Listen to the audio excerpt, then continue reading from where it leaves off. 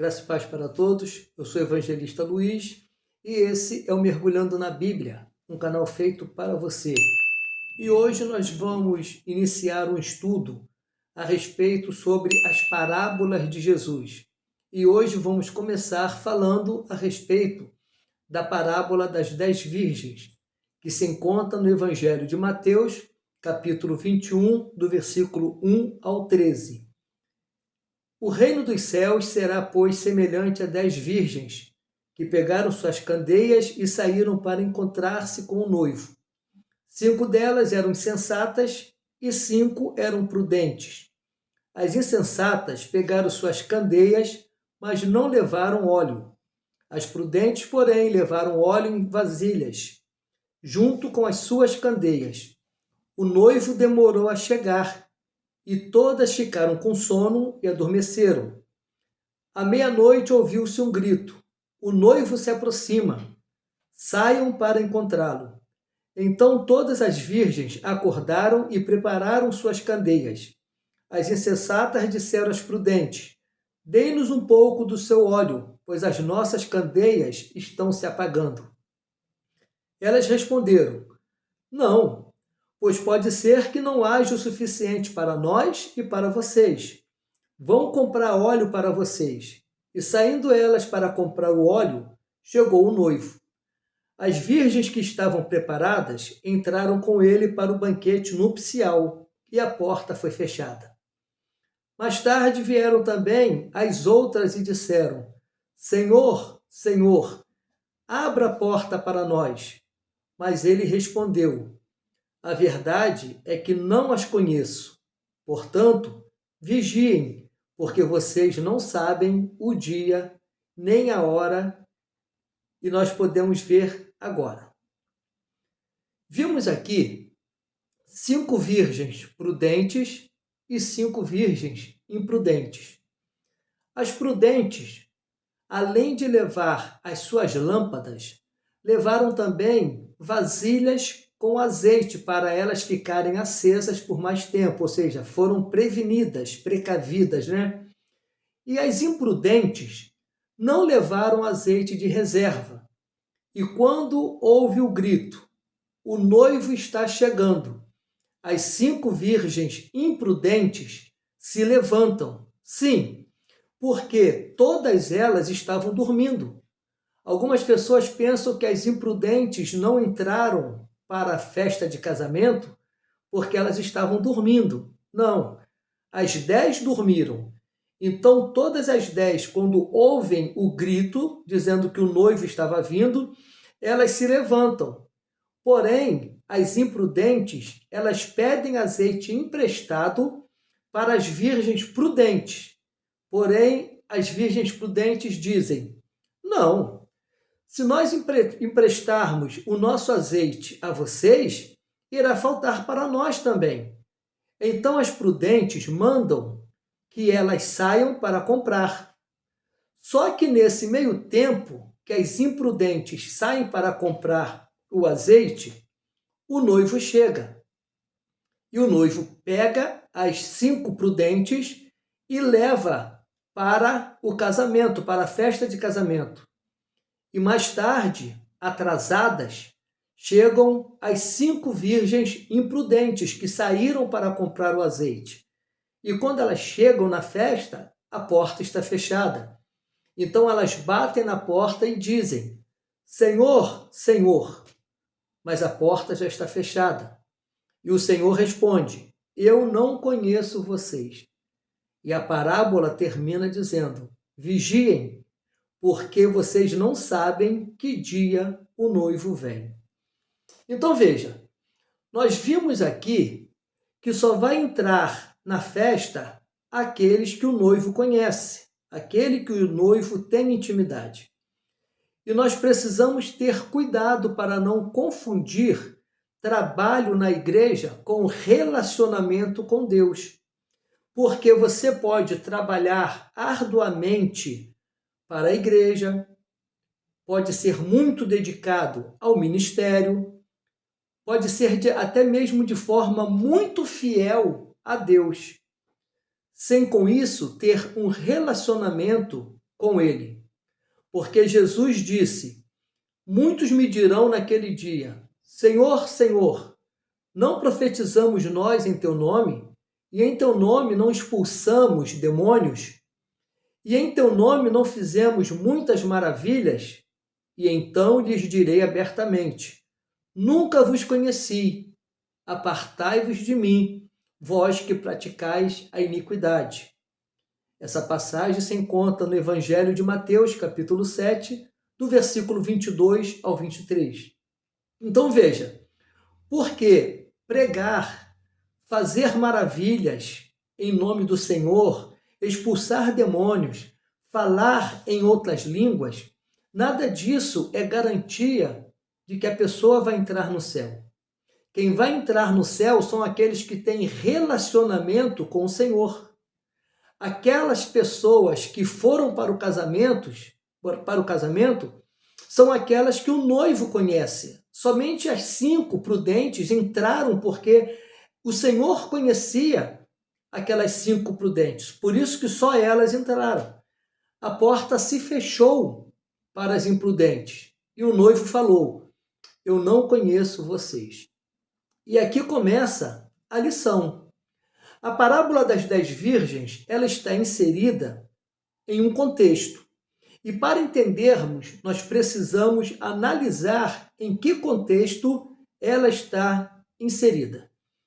Jesus ele está ministrando no seu sermão profético, que está em Mateus capítulo 24, ele está falando do tempo do fim, do princípio das dores, da grande tribulação e da sua volta. E logo em seguida, começa a ensinar os ouvintes sobre a necessidade de vigilância. E é nesse contexto que a parábola das 10 virgens está inserida. Veja bem o contexto. Antes, no capítulo 24, nós vemos a parábola da figueira, que está em Mateus 24, versículo 32 ao 44. E podemos observar também que os sinais mostram que está perto o verão, ou seja, está perto do fim. E nesta parábola, Jesus completa dizendo que não sabemos nem a hora e nem o dia. E ele diz também nesta parábola que o pai de família não sabe a hora em que virá o ladrão. E com essas ilustrações, Jesus ele dá início às lições sobre vigilância. E com essas ilustrações sobre também o dilúvio de Noé, o ladrão entrando em uma casa, Jesus ele começa a falar como será o tempo do fim. As pessoas estarão tendo a sua vida normal, estarão levando a sua vida normalmente, casando e dando-se em casamento. E de repente Jesus volta. E aí nesse contexto vem a parábola das 10 virgens, que é essa que nós estamos estudando. Veja que essa parábola das 10 virgens, ela está inserida logo depois da parábola da figueira e do servo bom e do servo mau. E percebemos também que tipo de ensinamento Jesus está nos dando. Ele está falando do tempo do fim. Ele está falando da sua volta. A parábola não fala de casamento. O foco aqui, a importância aqui, não é o casamento. O foco aqui, o importante aqui a ser frisado é a volta de Jesus. Além disso, há um contexto histórico-cultural. E Jesus ele faz uma comparação entre o reino dos céus com uma festa de casamento. Então, no tempo de Jesus, normalmente havia 3 estágios no processo matrimonial. O primeiro estágio era o compromisso, quando era feito um contrato formal entre os respectivos pais da noiva e do noivo. Era um pacto pré-nupcial. O segundo, seguia-se o noivado.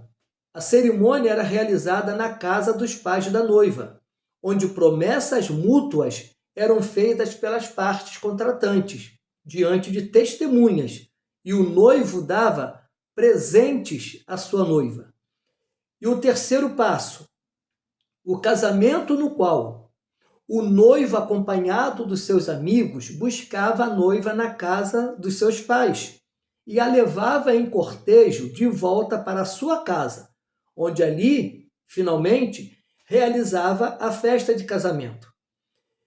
Então veja que quando falamos na Bíblia que Jesus é o noivo e a igreja é a noiva, entende-se que nesse noivado e casamento, exatamente como era no período judaico, na época de Jesus, hoje nós temos um pacto. Hoje nós temos um compromisso com o noivo. O noivo veio e deixou para nós o Espírito Santo. O Espírito Santo que o noivo Jesus deixou para a sua igreja, que é a sua noiva, é o penhor. E a palavra penhor é a palavra para anel de noivado. Quando Jesus deixou o Espírito Santo aqui na terra para a sua noiva, é como se Jesus viesse, pegasse um anel e colocasse ele no nosso dedo e dissesse assim: olha, eu tenho um compromisso com vocês.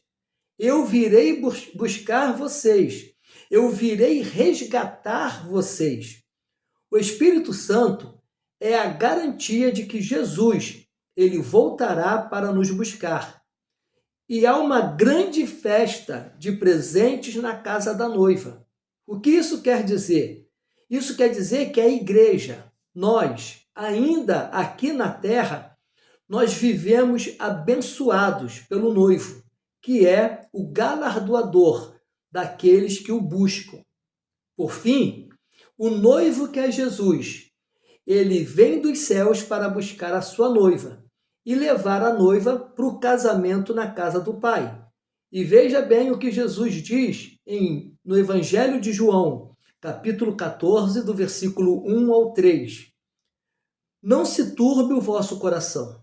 Credes em Deus, crede também em mim. Na casa de meu Pai há muitas moradas. Se não fosse assim, eu vou-lhe teria dito, vou preparar-vos lugar. E quando eu for e vos preparar lugar, virei outra vez e vos levarei para mim mesmo, para que onde eu estiver, estejais vós também. E é nesse contexto que acontecia um casamento judaico no mundo antigo. As amigas da noiva iam até a casa dela para aguardar a chegada do noivo. Então, dava-se início uma procissão da casa da noiva até a casa do noivo. E é bem provável que esse seja o cortejo em que as 10 virgens da história são retratadas como indo encontrar o noivo.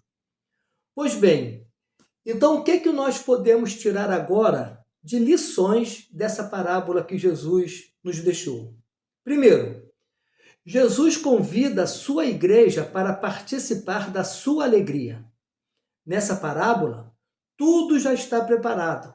O noivo vem e isso é uma certeza. O Espírito Santo é o penhor, é a garantia de que Jesus vem nos buscar. O noivo não deixará a sua noiva no altar. Ele quer levá-la para as bodas, para desfrutar do seu reino, quer levar para a sua casa.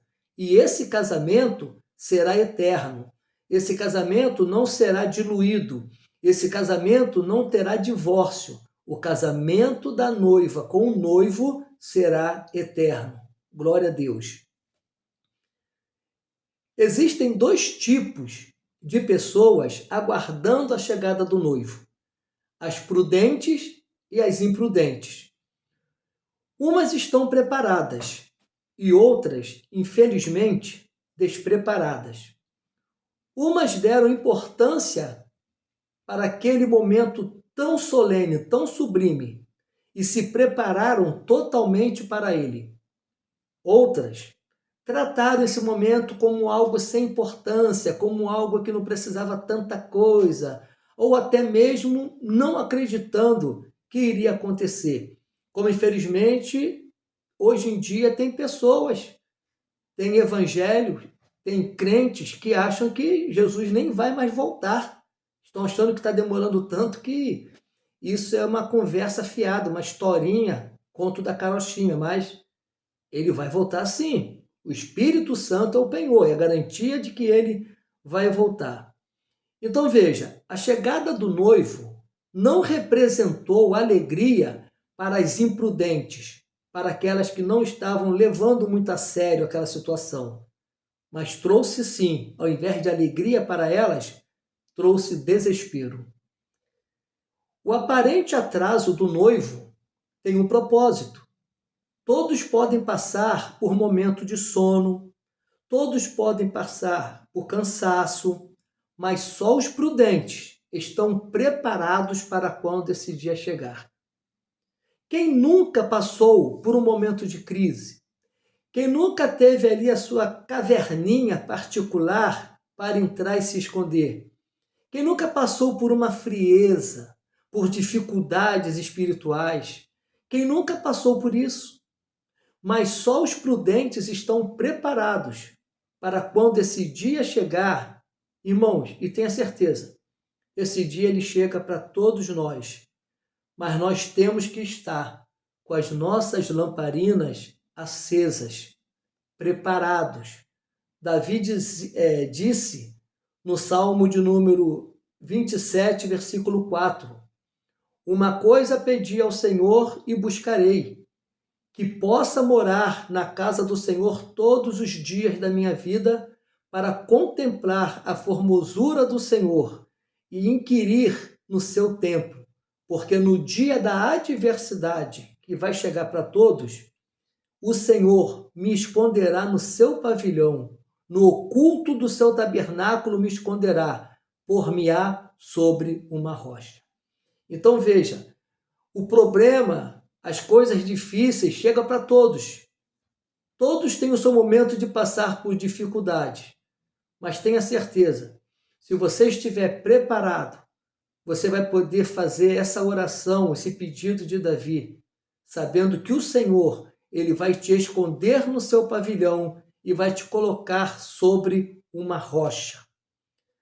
Outra coisa que nós aprendemos nessa lição da parábola dessas 10 virgens, o noivo ele vai separar o joio do trigo, os crentes nominais dos crentes verdadeiros. Hoje em dia, quando nós chegamos na igreja e olhamos para os crentes, todo mundo ali aparenta ser salvo, não é verdade? Mas nem todos que diz Senhor, Senhor será salvo. Naquela hora, naquele dia, os crentes apenas nominais serão separados dos crentes verdadeiros. Nenhum noivo chega à meia-noite. Você já viu algum casamento meia-noite? Então, nenhum noivo chega à meia-noite. O aparente atraso aqui foi proposital, foi de propósito. Só os verdadeiros crentes estão prontos a qualquer momento, seja 7 da manhã, seja meio-dia, seja às 18 horas, seja meia-noite. O verdadeiro crente, ele não se prepara, ele já está preparado, aguardando a chegada do noivo, que é o Senhor Jesus.